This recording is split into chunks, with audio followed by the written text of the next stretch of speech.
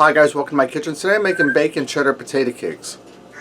Alright guys, I'm starting out here in a bowl. I have about 4 cups of mashed potatoes I made last night and left sitting in the fridge overnight. This calls for leftover mashed potatoes. You can make them earlier in the day, just let them get cool. And if you want to use instant mashed potatoes and let them sit overnight, I'm not going to tell anybody.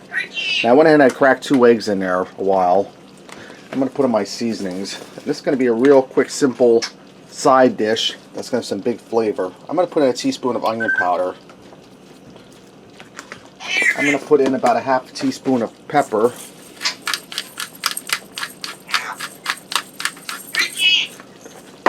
I'm going to add in a teaspoon of salt.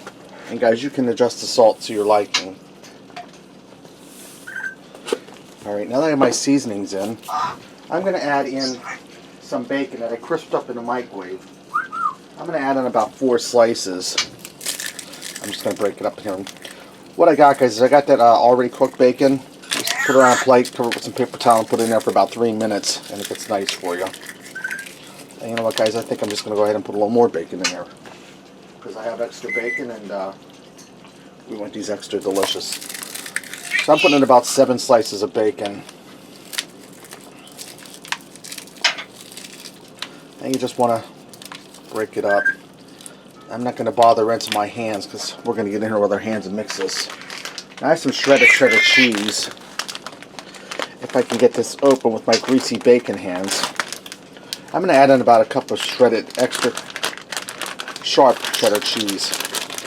We're going for about a cup, and that looks about good. Now this is the best way you want to mix this up, guys. Just with your hands, get in there, and you just want to get everything all mixed together and incorporate it. Alright guys, now that I have my potato mixture all mixed up, I have my trusty Tefal pan here warming up with some vegetable oil in it, just enough to coat the bottom. I'm going to turn it down a little bit. I'm going to take a heaping tablespoon of that potato batter, get it down in there and just flatten it down. What, Dexter? And guys, these don't have to be perfectly round. They're going to be delicious no matter what shape they are. You just want to get them in here. You want to fry them till they're golden brown on both sides.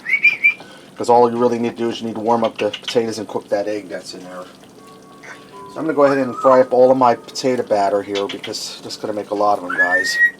Once I get these all fried up and ready to plate, I'll bring you guys back. Guys, I had to add about 3 tablespoons of flour to the batter because that first batch I did fell apart. A couple tips is make sure you put them 3 tablespoons of flour in there. Make sure you use a non-stick skillet.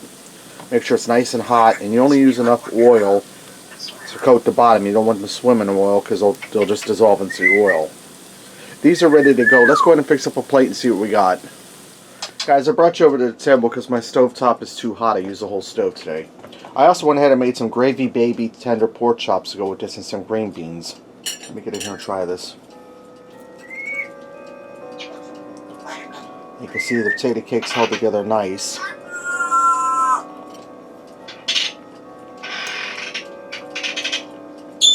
Really good. Creamy. You taste that cheese, the seasoning, and then you get a little piece of bacon here, here and there.